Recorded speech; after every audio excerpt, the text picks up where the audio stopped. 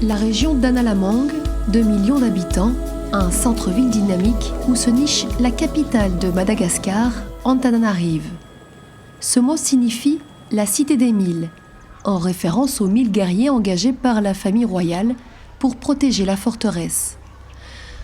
Au sommet de cette colline de 1468 mètres d'altitude, la plus haute des 12 collines sacrées, le palais de la Reine, un imposant édifice construit en 1847 par le français Jean Laborde à la demande de la reine Ranaval Ier, un monument symbolique, berceau de l'histoire de Tananarive, là où tout a commencé. Jean Laborde a construit ce qui était inimaginable à l'époque, une maison à 5 étages, mais tout en bois, avec 48 mètres de hauteur, le pilier central du palais de la Reine. Ce qui a donné tous les visiteurs européens qui étaient venus à l'époque, comment ça se fait qu'à dans un coin perdu, il y a une maison, un palais en bois, sur le sommet d'une colline, et qui tient bien avec ses 5 étages. 2 décennies plus tard, le palais est recouvert de pierre par l'anglais James Cameron.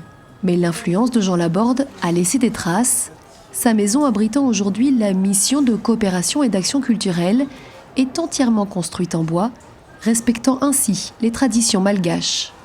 La maison Jean Laborde est construite tout en bois parce que nous les Malgaches avant, nous avons eu la croyance que les vivants doivent vivre avec des matières vivantes, tandis que les matières inertes sont faites pour les morts. Donc Jean Laborde a toujours respecté cette loi-là, même si on l'a abolie donc quelques années auparavant. Mais pour le respect de la coutume malgache, il a construit sa maison tout en bois. Si l'on peut encore apercevoir des maisons en bois, elles côtoient aujourd'hui celles en pierre. À cela s'ajoute l'influence successive des occupants occidentaux apportant également leur savoir-faire, une diversité qui fait aujourd'hui de la Haute-Ville une réelle mosaïque architecturale. La première grande influence qui a transformé Antananarive, c'était la venue des missionnaires, les missionnaires britanniques de London Missionary Society. C'était vers le début du 19e siècle, 1800-1820. Le mérite revient à James Cameron qui a introduit les maisons à Varang. Varang, c'est un peu la transformation à la façon créole du mot véranda. Le style anglais, c'était des colonnades en pierre, tandis que le style français, c'était des colonnades en briques, plutôt de forme rectangulaire. Au XIXe siècle, la Haute-Ville continue son expansion autour du palais de la Reine, avec ses monuments symboliques du pouvoir merne, le palais de justice construit en 1881, le palais du Premier ministre, mais aussi les édifices religieux marquant l'influence des différents courants.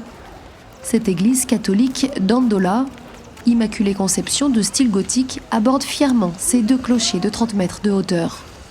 L'église catholique était donc construite en 1890 et ça a un rapport avec l'histoire parce qu'il y a une femme qui était membre de la famille du Premier ministre à l'époque royale qui est enterrée dans la cour de l'église. Et cette femme-là, elle a aidé donc les missionnaires français pour l'évangélisation et aussi l'éducation de la population à cette époque-là. Ou encore ce temple protestant où les chrétiens malgaches ont été suppliciés. La Haute-Ville décèle un autre secret, celui de l'histoire du peuplement de la colline. Madagascar a servi donc d'un grand creuset avec la venue de plusieurs groupes de populations de différentes origines. Alors, il y a donc les premiers qui viendraient de l'Afrique australe. C'est le plus près. Il y a également l'Afrique orientale, mais des tout petits groupes. Et beaucoup plus tard, du Golfe Persique, d'autres arrivées. Encore beaucoup plus tard, l'Europe. L'Europe a contribué au peuplement de Madagascar. Tout au long de ces rues pavées, certains détails suscitent la curiosité des visiteurs, comme cette fresque qui retrace la vie quotidienne des Malgaches. Cette fresque représente l'origine du peuplement malgache ainsi que l'histoire durant jusqu'à l'époque coloniale. Ce sont des scènes de vie et ce qui est représenté surtout donc c'est la culture malgache. Par exemple la pratique de la justice, là on voyait qu'il y avait donc une évolution jusqu'à l'époque coloniale. La visite de la capitale se poursuit en arpentant ces escaliers qui unissent 3 niveaux de la ville. Plus l'on s'approche de la basse ville, plus on avance dans le temps. Chaque marche propose sa petite boutique de tampons, de lunettes ou d'autres souvenirs. Au bout de ces escaliers, l'avenue de l'Indépendance, tracée en 1912, elle prend sa forme actuelle en 1935 avec ses immeubles à arcades. Mais le charme de la capitale malgache provient surtout de cette alchimie contrastée entre un centre-ville animé et le calme de la campagne à seulement quelques minutes d'écart. Lorsque l'on sort du centre-ville d'Antananarive, on est tout de suite à la campagne. On dit d'ailleurs que Tanas est une ville dans un village.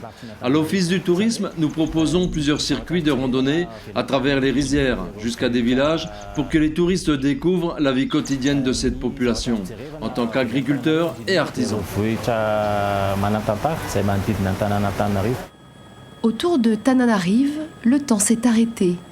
Et les traces d'une autre époque subsistent encore. Aujourd'hui, la haute ville de Tananarive constitue une zone protégée pour son paysage architectural et urbain, un bijou de l'histoire à découvrir et à conserver pour ne pas oublier les racines de Madagascar.